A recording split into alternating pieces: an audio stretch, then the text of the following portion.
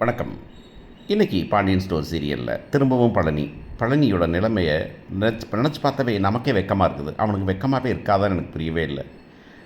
Car கம்பெனிக்கு வரான், அங்கே வந்துட்டு நம்ம ட்ராவல்ஸ்க்கு வரான், ட்ராவல்ஸில் வந்து கதிர்கிட்ட பேசுகிறான். கதிர் என்ன மற்ற பக்கம் வந்திருக்கீங்கன்னா, ஒரு இதுடா டெலிவரி வந்தேன், ஏகப்பட்ட டெலிவரி முடிச்சுட்டு இப்போ தான் வந்தேன், அப்படியே உன்னை பார்த்துட்டு போகலான்னு வந்தேன் அப்படிங்கிறான்.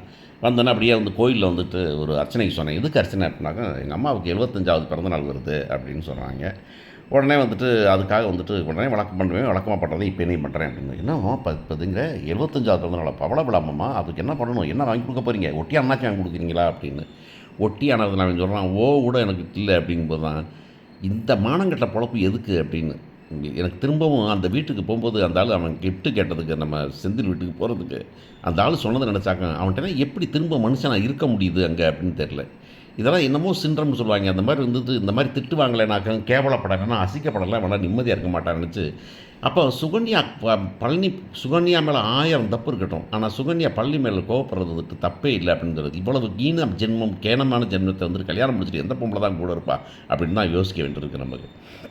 இந்த பாசம் நேசம் அதெல்லாம் தாண்டி உலகத்தில் இன்றைக்கி வந்து காசுங்கிறது எவ்வளோ பெரிய விஷயம் அப்படிங்கிறத பற்றியே தெரியாத ஒரு பிக்கை பையில வச்சுட்டு அவனை பார்த்தாவே ஒரு மாதிரி அருவருப்பாகிற மாதிரி எனக்கு ஆகுது ஆக்சுவலாக சொல்லப்போனால். இந்த பக்கம் பார்த்தீங்கன்னாக்கா கதிர் வரான். கதிர் போய் வீட்டில் போய் சொல்கிறான் அந்த பொண்ணு ராஜிகிட்ட, என்ன பாட்டிக்கு பிறந்த நாள் அப்படின்னு. ஆமாம், எனக்கு கூட ஆசையாக இருக்குது அப்படின்னு. என்ன ஆசைன்னு சொல்லி நிறைவேற்றி வைக்கிறேன் அப்படின்னா, இல்லை அங்கே போகணும், அட்டன் பண்ணணும் அப்படின்னாக்கா. போகிறதெல்லாம் ஒன்றும் பிரச்சனை இல்லை தான், ஆனால் நம்ம வீட்டில் பிரச்சனையாக இருக்குமே, நம்ம வீட்டோட பிரச்சனைன்னு உங்கள் சித்தப்பன் பெரிய பிரச்சனை பண்ணுவானே அப்படின்னு சொல்கிறான்.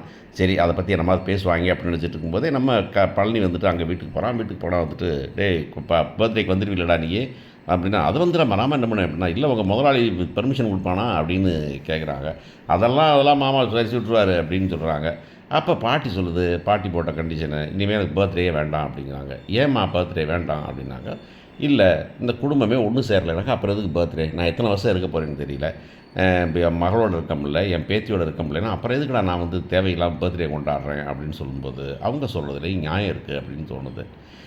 ஆனால் வந்துட்டு சித்தப்பா இருக்கார், சித்தப்பா என்ன பண்ணுவார், அவர் என்னத்தை சொல்வார் அப்படிங்கிறது ஒரு பக்கம். அந்த பக்கம் பார்த்திங்கன்னா செந்தில் பண்ணுற அக்கிரமம் தாங்க முடியாத அக்கிரமம்.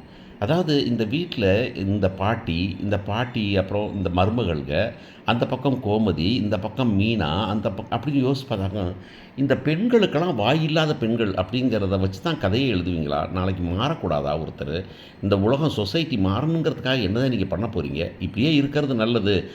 என்ன சொல்லுவாங்க இல்லையா, வந்துட்டு எனக்கு தெரியலைங்கிறது வந்து சுகம் அப்படின்னு சொல்லுவாங்க இல்லையா, அதுதான் வந்துக்கிட்டு பெரிய விஷயம் அப்படிங்கிற மாதிரி போகிறீங்களா?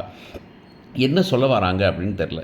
எல்லாமே வாயை பொத்தி கைப்பற்றி வாயை மூடி அப்படியே வந்துக்கிட்டு புருஷன் சொல்கிறத கேட்குற மாதிரி தான் இருக்கணும் அப்படிங்கிறது வந்துக்கிட்டு, புருஷன் சொல்கிறத கேட்கணுங்கிறதுல தப்பே இல்லை, ஆனால் பொண்டாட்டி சொல்கிறத புருஷன் கேட்கணும் அப்படிங்கிறத. இங்கே புருஷனை தாண்டி பார்த்தீங்கன்னாக்கா அம்மா சொல்கிறதையும் மயங்க கேட்கல அப்படிங்கிறது. அம்மா வந்து பொம்பளை, அவள் வந்துக்கிட்டு குடும்ப தலைவி கிடையாது, நான் சொல்கிறது தான் அப்படின்னு கேட்குறத வந்துக்கிட்டு நீங்கள் வரிசையில் பாருங்களேன், எல்லாமே அதே மாதிரி போயிட்டுருக்கிறது வந்துக்கிட்டு இது வந்துட்டு சொசைட்டிக்கு நல்லதா அப்படின்னு யோசிக்க வேண்டிய சீரியல் இது.